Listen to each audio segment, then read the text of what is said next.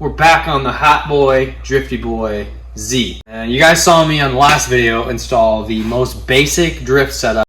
It was hydro, and it was a simple bolt-on kit for the front end. And it's been great. I've taken it to 3 or 4 tracks now, gone all the way to Alabama to Mid-Pond, which is an amazing track, and I want to go back really bad.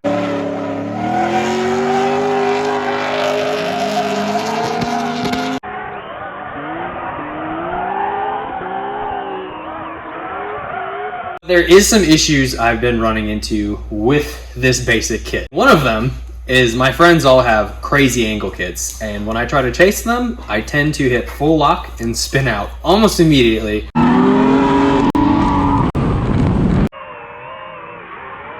And it's super embarrassing because I know I can keep up with them, but the car just physically cannot do what I'm asking of it. The second biggest thing is actually related to tires.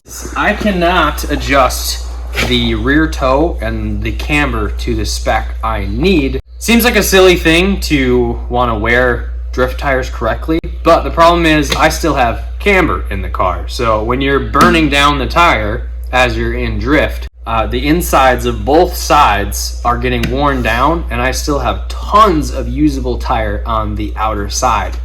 So I have a pile of parts to fix this. And I spent more money on these parts than I did on purchasing the whole car. So let's go take a look at them. This here is what we call the rabbit hole. When you buy a project car and you say, I'm just gonna do that one thing. And they are pretty colors though. This blue is amazing. And shout out to FDF. All of this angle kit that I'm about to install is the mini mantis kit from FDF. And my boy Dylan hooked me up with this amazing blue color. It's a sparkly blue that's gonna match all the other stuff I have planned for the car. The shop car that I've actually learned to drift in has this kit, the first version of it. And the nice thing about this kit that came out is they have on-car adjustability now, which is awesome. I can literally just put an Allen head in there, turn it out, and I'm going to be able to adjust my camber, my caster, everything. So that's gonna be super trick. These guys right here, these are gonna save me a bunch of money. One is camber arm, one is toe arm. I don't know which one is which, but these are gonna let us do a full range of alignment possibilities. I had to get coilovers too. Now when I say I had to get coilovers, I actually had to get coilovers. There's one of 2 ways to do this. You can get adjustable toe arms, or you can get the actual bucket style toe arms, which are like $500, I think. And you can't corner balance your car, you can't change your ride height. So honestly, for a little bit more money, I went with the stance suspension. This is a actual drift spec from our boys at TF. They also hooked me up. We got Dogman here today helping us out. He knows way more about cars than I do, so if you guys need any car stuff, just my dog will fix all your stuff for you.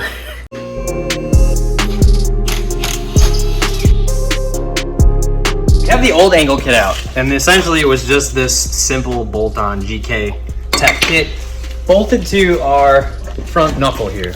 And all that did was change the pickup point for the tie rod end.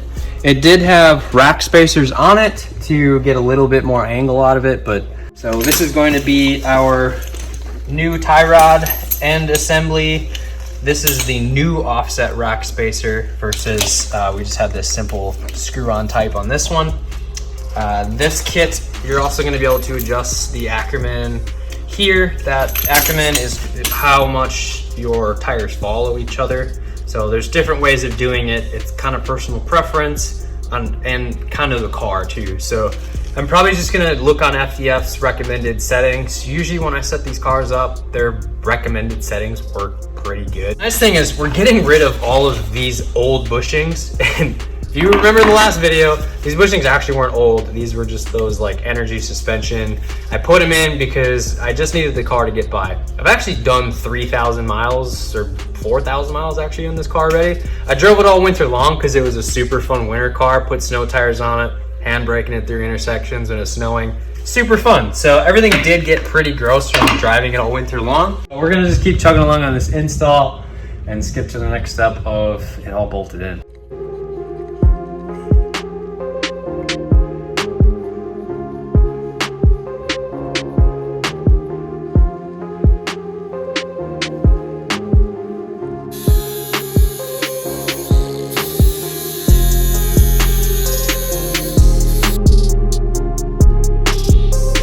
Anything?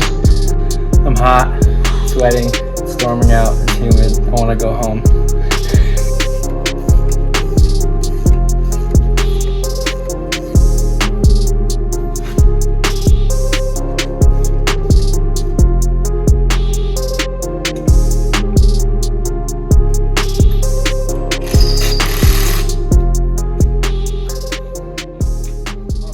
FDF kit all installed, and somehow I can go lock to literally lock, and I'm not rubbing at anything, which is awesome. They do have a little stop in here. I think I'm gonna have to set that once I'm on the slide plates, because it's actually not hitting anywhere near there, which I'm not hitting anywhere, so that's cool. And you can already tell this is gonna drive so much better than that simple GK kit did. Say that 10 times fast.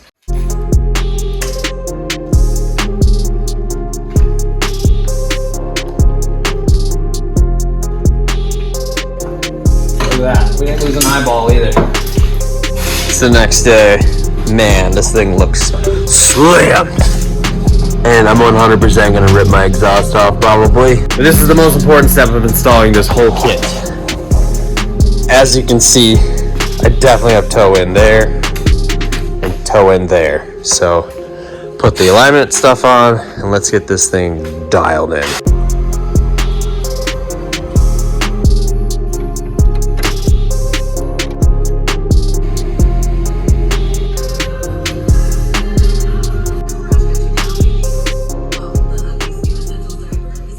Good morning. We are off to US Air. We got the angle kit in.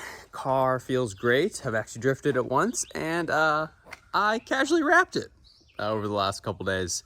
I think it looks super cool. I mean, 350Zs are just basic cars, but I wanted to stand out a little bit amongst all the people that have crazy wraps. So yeah, I think it looks pretty good. I got all this wrap for free from my buddy, and first time wrapping a car.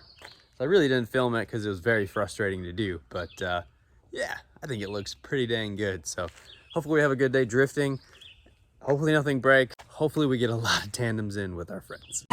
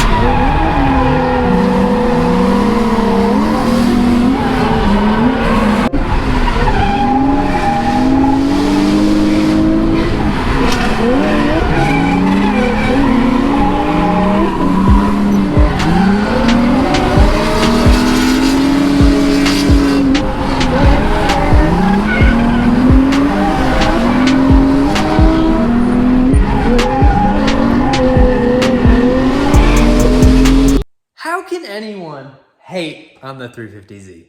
It is such a basic, yes, it is basic, simple seat time car. And how many other cars can you say can keep up with pro cars? Which, I've got some bonus footage for you that I stole from the Chelsea Denofa. Check it out.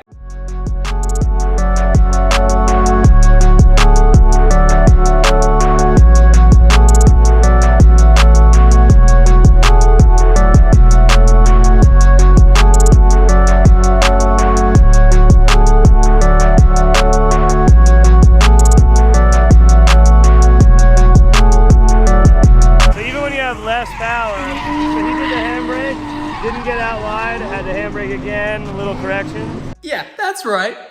That's right. The basic 350Z actually drifted with some pro cars, which made my weekend. That was awesome. Thanks for the footage I stole from you, Chelsea Denofa. You'll probably never watch this video a day in your life, so I don't care that I stole it. I kept up with some pro cars. Drifting with Robert and Josh was the coolest feeling ever. I was giving it all the beans I could give it, and it also helped they were on the same tire as I was. Hopefully this motivates you to go out and buy a drift car, build your drift car, or just get out and do car stuff. I know I have lots to do on my S2. Hope you guys enjoyed it. Get out there, go do something, live your life. You don't got long on this planet, so go do something fun.